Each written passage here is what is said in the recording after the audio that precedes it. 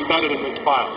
And inside the Finder, you really can't get access to that. So Bridge is designed to help you get your work done a lot faster, and also give you a preview of the file types that you would use if you're in the Adobe workflow.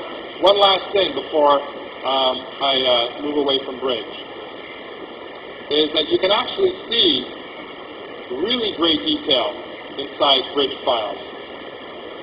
There we go. Just grab this file right here. We'll click on Film Strip. Film Strip gives you the ability to have a really large preview area. And what's really neat about Film Strip is when I click on this zoom tool, I get to see the detail that's in the actual file. And the only other place I can see a 100% detail is if I open this up in Photoshop and went to 100% view. But that is a huge waste of time when you have Adobe Bridge, because I can use the zoom tool and I can examine my file right to the point where I can tell that she quite didn't do a really good job flossing. The only way I can see this is if I'm inside Photoshop. And maybe that's the thing that rejects this file or allows you to use that file. You can tell if something's out of focus. So it's not just a toy, it's a really useful way to get your work done faster using the Adobe application. And you already have it. Anyone ever go to the Burning Man Festival? This is the Burning Man Festival. It's a bunch of people that go out and meet in the desert, like 25,000 people. They live there for 2 weeks, and at the end, they burn this effigy of a human down at the center here. Well, if I click on this zoom tool, this is a satellite photo of this festival. You can see the kind of detail. Look at that. Compare that to that you can get inside Adobe Bridge. Okay, so now you're all going to use Bridge, right? Say yes. Yes. Okay, good. Let me show you one more cool thing.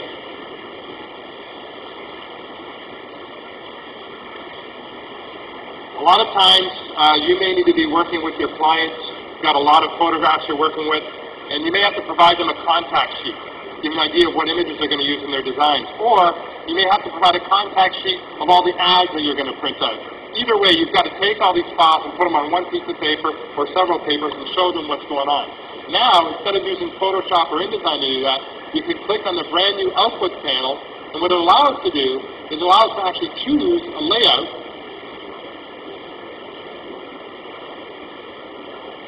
determine, I don't know how well that looks up on screen there, it's not looking good on my screen. You can choose a layout, choose a page size, ask it to be maybe 4 by 4 rows. It tells you to do auto spacing. I can even put overlay information like the file name or extension. I can also add a watermark to it.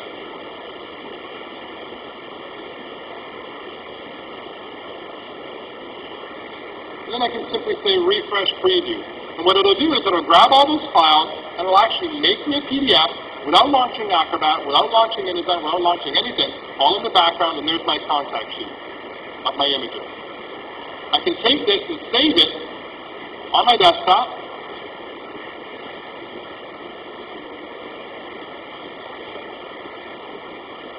Okay, today, Sunday, my brain shuts off on Sunday. I'm not supposed to be on my computer.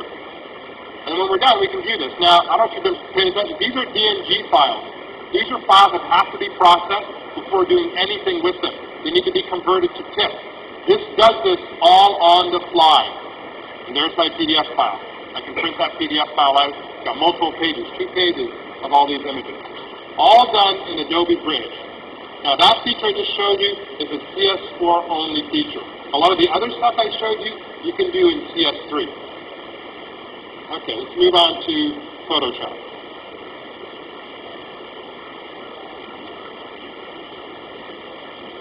Let's open up these images in Photoshop. Talk a little bit about what we've done in Creative Suite 4 and overall in all the suites. A couple things we did. These laptop computers, or any computer today, if it's pretty current, the last couple of years, have some pretty powerful hardware inside them. Now, our applications take advantage of the processors inside those computers. So if you're on a Mac, how many people are using a Mac? Raise your hand if you're a Mac user. How many are on Windows? Raise your hand if you're on Windows. We let you in? I'm just kidding. We love you, Windows users. Apple loves you because they need someone to make fun of in their commercial. Well, usually Microsoft, not Windows. But both of you now are using the same processor, dual-core Intel technology. A lot of those computers come with graphics processors, dedicated graphics to do your screen rendering and all the great stuff you can do up on your computer. Well, Photoshop has never taken advantage of those graphics processors until now in Creative Suite 4. So I'm going to show you how we take advantage of that. Now, first, you notice this file here. First, a couple things you'll notice too. Look up here at the top. Look at that. We call these CAD palettes, and they are so nice to work with. Instead of this is what you're dealing with CS3. All these little individual windows. Look at these little windows, all separate windows. In CS4, you can have them all arranged in a tab palette where they're basically click on the tab and they become available to you. We like this. I love this. This is nice, right? Also InDesign, also Illustrator, Dreamweaver, Fireworks, Flash, all use tab palettes now, which is really, really nice because you get your work done a lot faster. How would you put your pictures side by side? You pick up this tab, you drag it over here, see the little blue line? That means I can rearrange my screen, let it go, and now I've got two pictures side by side. You can run multiple tabs. You can run as many tabs as you can have open on your computer. So with that GPU support, if I wanted to rotate this image, you know how long it takes to rotate images. But in Photoshop, we now take all that information on screen and we offload it to the GPU. So we added this new feature right here called Rotate Canvas. And for those of you out there that do a lot of work in Photoshop, this allows me to work in a really great way. Look, and it rotates in real time. If I spin it fast enough, and I'll tell you to go buy Creative Suite 4, I can hypnotize you. I need to go buy an update right now. This is our brand new canvas rotation tool. And it's really awesome because it's like taking your work desk and twisting it this way and working now more comfortably. So if you're a Wacom tablet user, this is a nice feature. Now, it's doing it, doesn't matter what file size you have, it'll rotate it in real time because it's offloading it to the GPU. Now, let me just reset that. Come back to here. Grab the new Zoom tool because this shows off our GPU support more than anything else. Zooming in Photoshop, it depends on the file size, how good it is, or how fast it works. So I'm going to grab the Zoom tool and start to zoom in on this file. You can see how smooth, how real time it goes in, and it's got really, really, really, really close. I get a pixel grid. That's really nice that it does that for me. Instead of the choppy kind of tiling that happens with Photoshop when you got a big file. Now see that file that's 36 megabytes in size. You're probably saying, nah, it's not too big. It's nothing. It's tiny. Okay, let's go to a larger file. Twice the size. You would expect it to be a little slower, right? Nope. We're offloading everything to the GPU, same performance, same interactivity, same smoothness, same detail. Let go, renders me all the detail. Zoom back out, same idea. In fact, what we're able to do is use this technology called OpenGL that's on the GPU, and I can do things like this. Just in real time, pan around a file, and just pan all over the place, and have no delay whatsoever in that file. I can even toss things around. This is called toss dynamics. Pick up the file, you see I pick it up here, and just throw it that way, and it will float all the way over there in real time, right? Doesn't matter what size the file is, it's not going to affect Photoshop though. If you're really, really bored at night, you get up 4 in the morning, you can't sleep, just launch Photoshop and start tossing pixels all over the place. It makes it feel real good. Real strong.